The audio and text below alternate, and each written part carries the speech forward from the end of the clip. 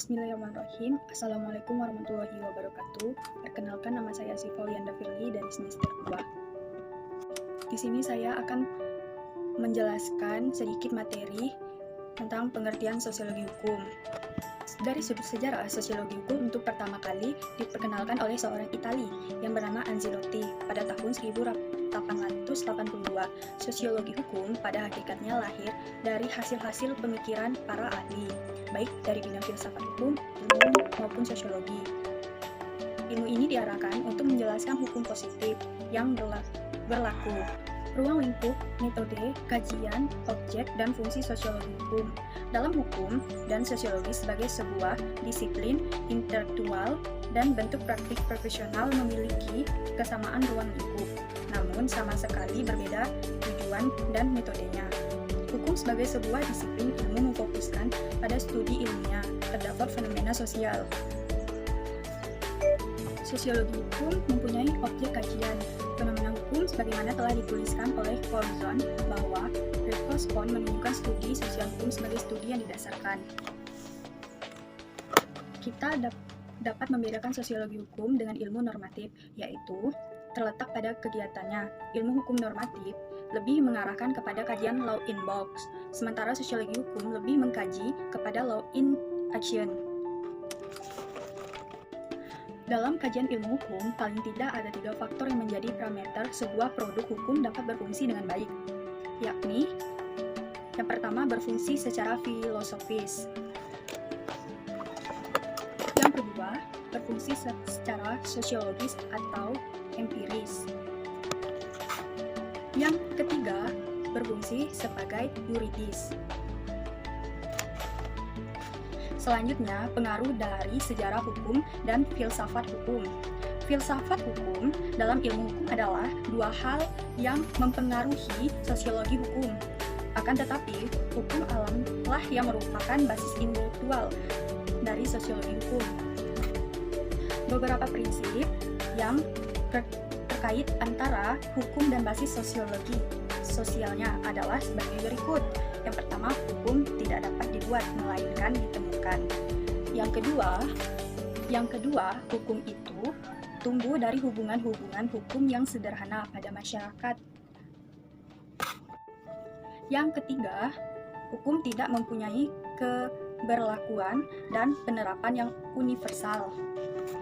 Baik, oleh karena itu, filsafat hukum jauh mendahului sosiologi hukum apabila ia mempertanyakan keabsahan dan hukum positif. Pemikiran-pemikiran filsafat menjadi pembuka jalan bagi kelahiran sosiologi hukum.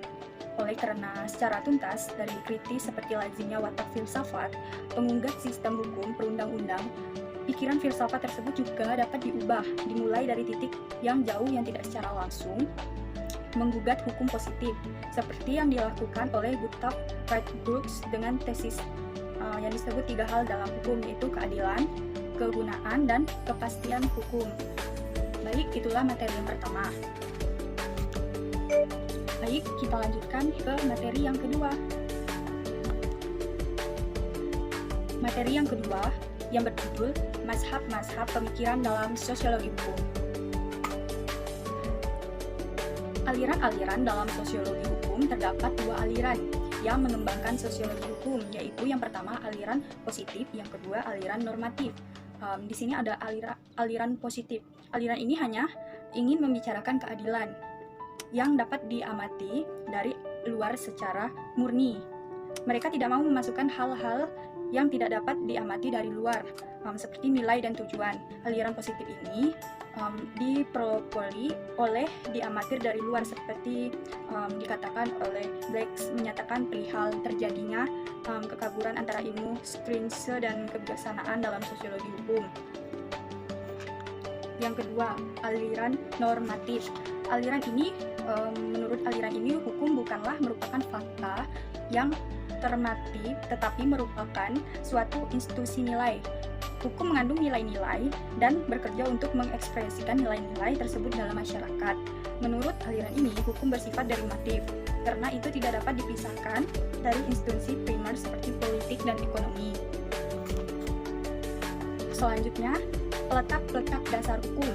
Di Eropa Yang pertama di Durkheim dalam karya Division du Travail Social pada tahun 1983, masalah hubungan antara bentuk-bentuk masyarakat dan jenis-jenis hukum atau lembaga kesetiakawanan sosialnya yang tampak dianggap sebagai sesuatu yang tidak sekawanan, yaitu sungguh-sungguh, yakni sebagai suatu bentuk kemasyarakatan adalah hukum. Pada hakikatnya banyak jasa-jasa untuk mengembangkan sosiologi hukum yang sistematis atau dengan menelahkan hubungan antara tipe-tipe hukum dan masyarakat-masyarakat yang serba meliputi. Selanjutnya, realisme hukum dan selanjutnya. K.M. Lewis dan Thurman Knowledge yang berkembang selama 10 tahun terakhir ini merupakan suatu reaksi yang sengit terhadap orientasi yang bersifat terutama sekali teologis dan moralitis. Para realis-realis hukum itu semuanya memulai dengan inspirasi yang sangat sempit dan sungguh-sungguh buruk dari definisi hukum Holmes, yakni hukum sebagai ramalan-ramalan tentang apa yang dilakukan oleh pengadilan-pengadilan melalui Lewis yang menulis dalam karya yang pertamanya. Ada masalah-masalah asasi tentang diferensiasi serta hierarkisasi dari sebagai bagian sosiologi hukum. Ia mengusulkan untuk mengadakan beberapa antaranya. Yang pertama, sosiologi hukum deskriptif, sosiologi hukum kritis, sosiologi hukum genetis, dan sosiologi hukum teoritis. Bab ketiga, tokoh-tokoh sosiologi hukum Barat. Yang pertama, Karl Marx pada tahun 1808 sampai 1883. Yang kedua, oleh Henry S. Maine pada tahun 1882 sampai 1888. Selanjutnya, tokoh Amerika Serikat. Yang pertama, Oliver Wendell Holmes pada tahun 1841 sampai 1935. Yang kedua, Benjamin Nathan Cardozo pada tahun 1870 sampai 1938.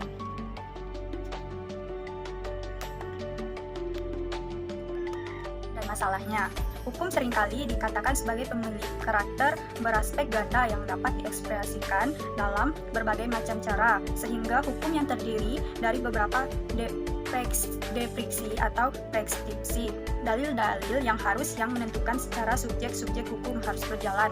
Namun, pada saat yang sama, ia membangun sebagai fenomena sosial yang hanya ada apabila petunjuk pelaksanaan benar-benar memiliki pengaruh pada cara-cara orang berpikir.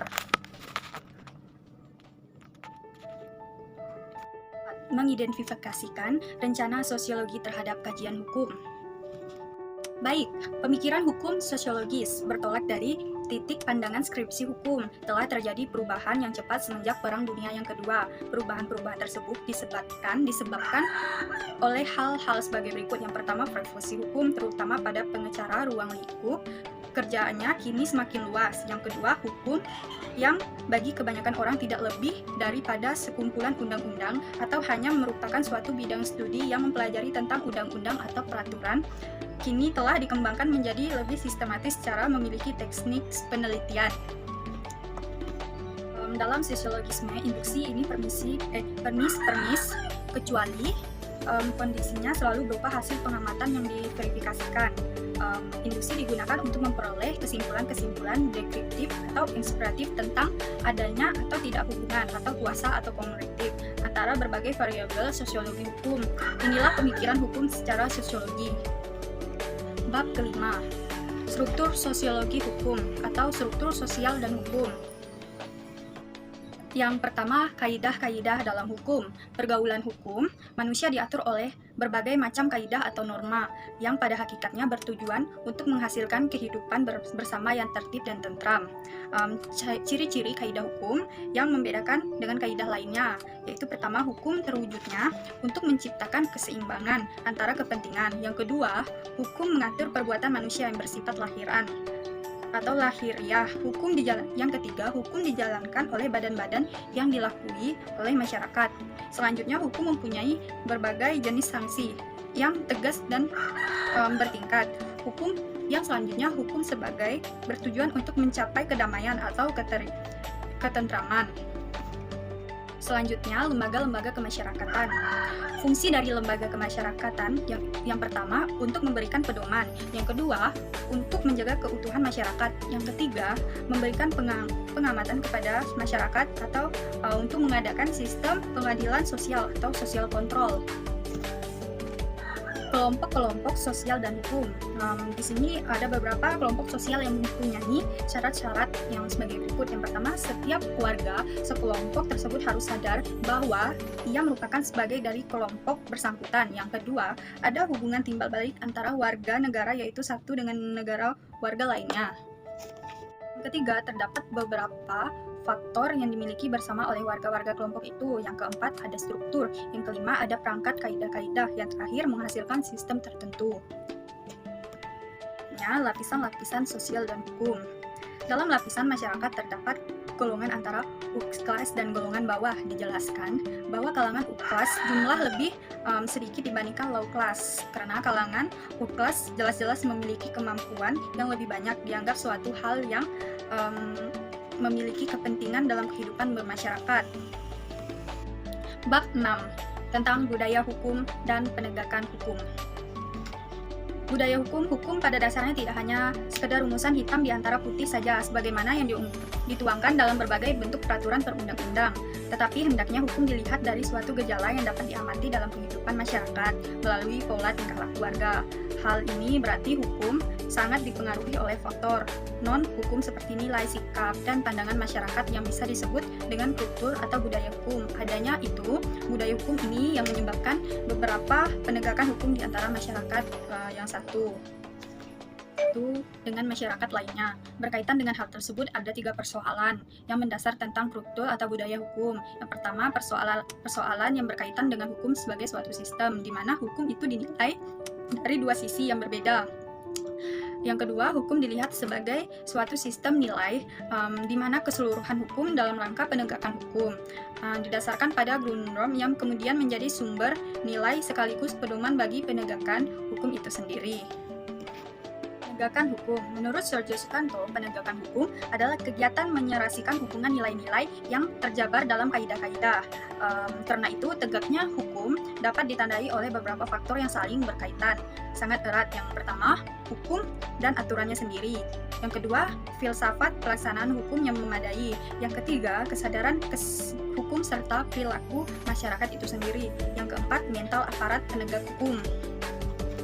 Bab terakhir, perkembangan hukum Indonesia dalam kondisi mayoritas dan menuju tatanan hukum responsif. Yang pertama, tatanan hukum pada masa Hindia Belanda. Pada masa itu, Hindia Belanda ini berlangsung pada 1,5 abad sejak berakhirnya Foch. Pada akhir ke-18, menurut Sutanto Wijosoebroto, tatanan hukum ini dimaksud untuk menjadi order dan konservasi kekuasaan kolonial dengan kepentingan ekonomi negara dan bangsa Belanda, dan sama sekali bukan untuk kepentingan rakyat ketika menjalankan politik hukumnya. Selanjutnya, tatanan hukum pada masa penjajahan Jepang. Tatanan hukum ini dapat dikualifikasikan termasuk kepada tatanan hukum yang represif sebagai sebuah keputusan dan pertimbangan hanya terarah pada suatu tujuan. Pada tanggal 7 Desember 1941, meletuslah Perang Pasifik dengan bomnya pasca Harbor oleh Jepang. Dalam waktu singkat, Jepang menduduki daerah-daerah jajahan sekutu seperti Amerika, Inggris, Belanda yang di daerahnya Pasifik. Pada tanggal 9 Maret, Jepang masuk ke Indonesia yang menghalu Belanda. Bangsa Indonesia pada saat itu dikabuli oleh kedatangan Jepang dengan mempropagandakan bahwa saat itu kehadirannya adalah justru ingin membebaskan bangsa Indonesia dengan memperolehkan rakyat Indonesia untuk mengibarkan bendera merah putih serta menyanyikan lagu kebangsaan. Tipu muslihat tersebut hasil Jepang menunjukkan kekejamannya pada fase itu. Yang terakhir, tatanan hukum sejak tahun 1945 sampai pada tahun 1998 pada tanggal 14 Agustus, Jepang menyerah kalangan kepada sekutu. Pada saat itulah terjadinya kekosongan kekuasaan di Indonesia. Dengan memanfaatkan kekosongan itu, akhirnya pada tanggal 17 Agustus Indonesia berhasil merdeka dirinya dengan jerih payah mengunggah atau sungguh sangat hebat pada tanggal 18 Agustus, sehari setelah kemerdekaan, PPKI mengesahkan Undang-Undang Dasar 1945 dengan proklamasi 17 Agustus 1945. Terbentuknya negara Indonesia. Pada tanggal 18 Agustus, setelah itu, mulailah Indonesia menetapkan dan memperlakukan UUD 1945 dengan jenis Indonesia memperlihatkan sosok kepositifannya pada tata hukum. Baik, pada